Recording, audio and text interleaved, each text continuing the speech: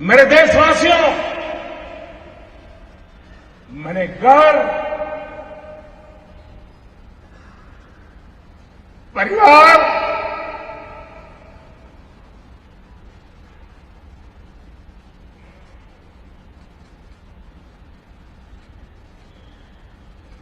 सब कुछ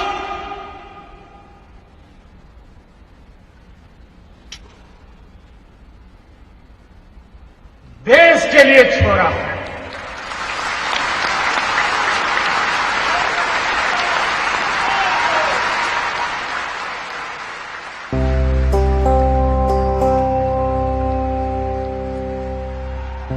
সরকারের প্রধান হিসেবে গোটা দেশে দীর্ঘতম সময় অতিবাহিত করার নজির গড়েছিলেন আগেই। এবার আরও এক পালক যুক্ত হল ভারতবর্ষের প্রধানমন্ত্রী নরেন্দ্র মোদীর মুকুটে। অবিচ্ছিন্নভাবে দীর্ঘতম সময় দেশের প্রধানমন্ত্রীর পদে থাকার রেকর্ড করলেন তিনি। বুধবার 10ই জুন তিনি পেরিয়ে গেলেন দেশের প্রথম প্রধানমন্ত্রী জওহরলাল নেহরুকে। 2014 সালে যে পথ চলা শুরু হয়েছিল তা আজ পৌঁছল এক অনন্য উচ্চতায়। গণতান্ত্রিক জনমতের ভিত্তিতে টানা 3 বার দেশসেবার মহৎ দায়িত্ব কাঁধে নিয়ে তিনি ভেঙে ফেললেন আগের সমস্ত রেকর্ড। তবে এই গৌরব কেবল মোদিজির নয়, এই গৌরব সমগ্র ভারতের গণতান্ত্রিক শক্তির এবং রাষ্ট্রবাদের প্রতি অটুট আস্থাশীল কোটি কোটি ভারতবাসীর। মোদিজির এই অর্জনের মুহূর্তে তার আগামীর জন্য প্রার্থনা করে বুধবার সকালে নিউ টাউনে রাম মন্দিরে পুজো দেন মুখ্যমন্ত্রী শুভেন্দু অধিকারী। প্রধানমন্ত্রীর শুভকামনায় আয়োজন করা হয় বিশেষ যজ্ঞের। 2014 সালের 26শে মে প্রথমবার প্রধানমন্ত্রী হিসেবে শপথ নিয়েছিলেন নরেন্দ্র মোদী। বুধবার পর্যন্ত টানা 4399 দিন প্রধানমন্ত্রী পদে রয়েছেন তিনি। দীর্ঘতম সময়ের নির্বাচিত প্রধানমন্ত্রীত্বের নজির ছিল জওহরলাল নেহরুর কাছে। মৃত্যু পর্যন্ত তিনি 4398 দিন পদে ছিলেন। প্রধানমন্ত্রী নরেন্দ্র মোদীর এই সুদীর্ঘ কার্যকালের মূল ভিত্তি নিখাদ আপোষহীন রাষ্ট্রবাদ। দেশ সবার আগে বা নেশন ফার্স্ট মন্ত্রকে তিনি প্রতিফলিত করেছেন তার সরকারের প্রতিটি নীতিতে। জম্মু কাশ্মীরের 370 ধারা বাতিলের মতো ঐতিহাসিক সিদ্ধান্ত ভারতের অখণ্ডতাকে আরও মজবুত করেছে। সীমান্তের ওপার থেকে আসা যে কোনো আগ্রাসনের বিরুদ্ধে ভারতের কড়া জবাব দেওয়ার যে নীতি, তা আজ বিশ্বের দরবারে ভারতের সামরিক ও কৌশলগত অবস্থানকে এক অপরাজেয় শক্তিরূপে প্রতিষ্ঠিত করেছে। তোষণের রাজনীতিকে উপরে ফেলে প্রকৃত অর্থে অন্তর্দয় ও জাতীয় সুরক্ষাকে অগ্রাধিকার দেয়া হয়েছে এই গৌরবময় 12 বছরে। এক সময়ে যে দেশকে মন্থর গতির অর্থনীতি বলা হতো, মোদিজির দূরদর্শী নেতৃত্বে আজ সেই ভারত বিশ্বের সবথেকে দ্রুত শক্তিতে বাড়তে থাকা বৃহৎ অর্থনীতি। গত 1 দশকে দেশের পরিকাঠামোগত উন্নয়ন ব্যাপক গতি পেয়েছে। একদিকে যেমন মহাকাশ গবেষণায় চন্দ্রযান ও গগনযানের সাফল্য ভারতকে মহাকাশের সুপার পাওয়ার বানিয়েছে, ঠিক তেমনি অন্যদিকে ডিজিটাল ইন্ডিয়া বিপ্লবের মাধ্যমে অন্তর্দয় স্বপ্ন সফল হয়েছে। কোটি কোটি দরিদ্র পরিবার দারিদ্র্যসীমা থেকে মুক্ত হয়ে পাকা বাড়ি, বিদ্যুৎ, রান্নার গ্যাস এবং ডিজিটাল ব্যাংকিংয়ের সুবিধা পেয়েছে। এক ছাদের তলায় আধুনিক ভারতের এই উত্থান প্রমাণ করে যে দেশের অন্তিম প্রান্তে থাকা মানুষটির উন্নয়নই এই সরকারের প্রধান লক্ষ্য। প্রধানমন্ত্রীর এই কার্যকাল কেবল পরিকাঠামো বা অর্থনীতি নয়, বরং ভারতের সনাতন সংস্কৃতি ও আত্মগৌরবের এক মহা পুনরুত্থানের যুগ। কোটি কোটি ভারতীয়র শতকের পর শতক বুকে লালন করার স্বপ্নকে বাস্তব রূপ দিয়ে অযোধ্যায় গড়ে উঠেছে এক নয়নাভিরাম শ্রীরাম মন্দির।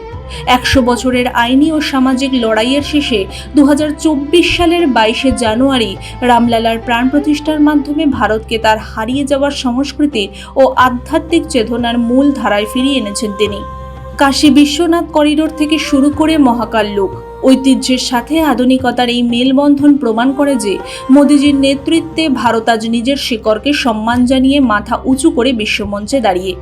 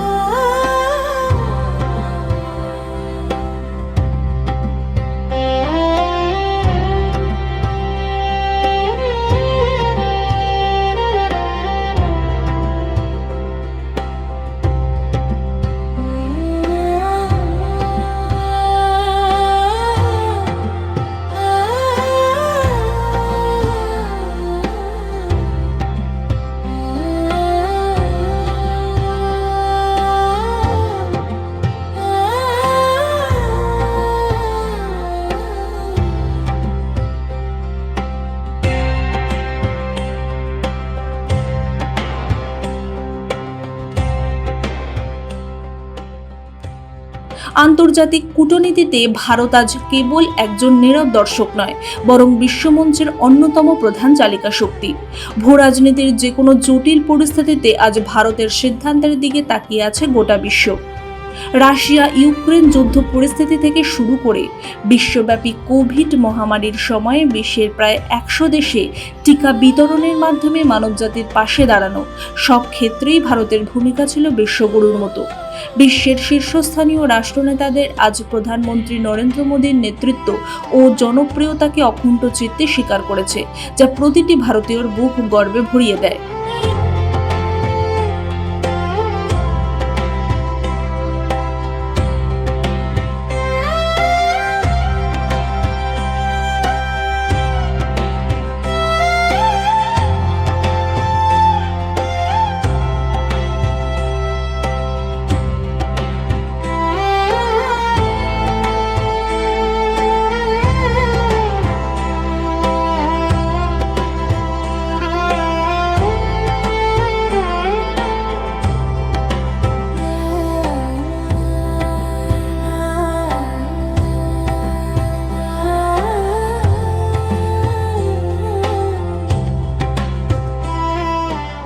প্রধানমন্ত্রী নরেন্দ্র মোদীর নতুন স্বীকৃতি লাভের দিনে তার আগামীর জন্য প্রার্থনা করে নিউ টাউনের রাম মন্দিরে পুজো দেন মুখ্যমন্ত্রী শুভেন্দু অধিকারী। বুধবার সকাল 10টা নাগাদ সেখানে পৌঁছে পুজো পাঠে অংশগ্রহণ করেন তিনি। এরপর যোগদান করেন প্রধানমন্ত্রীর শুভকামনায় আয়োজিত বিশেষ যজ্ঞে। সঙ্গে ছিলেন বিজেপি নেত্রী লকেট চট্টোপাধ্যায়, রাজ্যের মন্ত্রী শারদত্ত মুখোপাধ্যায়, বিধায়ক পীয়ূষ কানোরিয়া এবং তরুণজ্যোতি তিওয়ারি।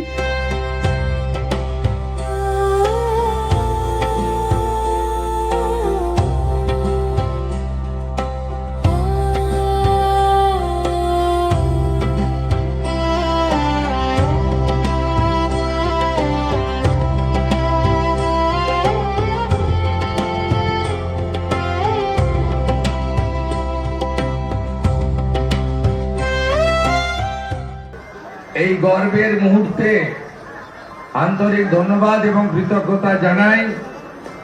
এবং আমরা এই নিউ টাউনের পবিত্র রাম মন্দিরে আমরা 4টি মন্দিরে পুজো যজ্ঞতে অংশগ্রহণ করে বিশ্বের সর্বশ্রেষ্ঠ জনপ্রিয় নেতা নরেন্দ্র মোদীজির নেতৃত্বে 2047-এ ভারত যাতে বিকশিত ভারত হয় এবং ভারত যাতে বিশ্বগুরুতে পরিণত হয়, এই প্রার্থনা ভগবানের কাছে করলাম। প্রধানমন্ত্রী নরেন্দ্র মোদীর এই দীর্ঘ শাসনকাল আসলে আত্মনির্ভর ও বিকশিত ভারতের এক অবিরাম মহাযজ্ঞ। এক সাধারণ পরিবার থেকে উঠে এসে কোনো পারিবারিক তকমা ছাড়াই শুধুমাত্র দেশপ্রেম আর কঠোর পরিশ্রমকে সম্বল করে তিনি আজ ভারতকে একবিংশ শতাব্দীর চালকের আসনে বসিয়েছেন। তাই এই দিনটি কেবল অর্জিত সাফল্যের উদযাপন নয়, বরং 2047 সালের মধ্যে ভারতকে পূর্ণাঙ্গ উন্নত রাষ্ট্রে পরিণত করার মরণপণ সংকল্প করার দিন। রাষ্ট্রবাদের পথে হেঁটে বিশ্বজয়ের এই যাত্রা ভারতের ইতিহাসে স্বর্ণাক্ষরে লেখা থাকবে। ব্যুরো রিপোর্ট, মাধ্যম।